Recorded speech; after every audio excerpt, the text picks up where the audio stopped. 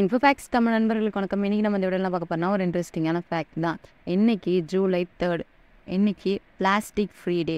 ஏன் இந்த நாளை பிளாஸ்டிக் ஃப்ரீ டேன்னு கொண்டாங்கன்னா, ஒவ்வொரு ஆண்டும் இந்த நாளை பிளாஸ்டிக்கோட பயன்பாட்டை குறைக்கிறதுக்கும் ஒரு முறை மட்டுமே பிளாஸ்டிக் பைகளை பயன்படுத்தணும் அப்படின்னு சொல்லிட்டு மக்களுக்கு நினைவு கூறும் வகையாக இந்த டேவை கொண்டாடுறாங்க.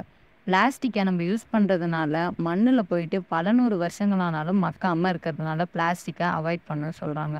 அதுக்காக நம்ம கடைக்கு போகும்போது மளிகை ஜாமான் வாங்கினாலும் சூப்பர் மார்க்கெட் போனாலும் துணி பைகளையும் காகித பைகளையும் நம்ம யூஸ் பண்ணால் இந்த இயற்கையை நெக்ஸ்ட் ஜென்ரேஷனுக்கு நம்ம கொண்டு போகிறதுக்கு ஒரு பெரிய உதவியாக இருக்கும். நம்ம செய்கிற ஒரு சின்ன செயலானது கூட இந்த சுற்றுச்சூழலை பாதுகாக்கும். அடுத்த தலைமுறைக்கு நம்ம செய்கிற ஒரு உதவியாக கூட இருக்கும்.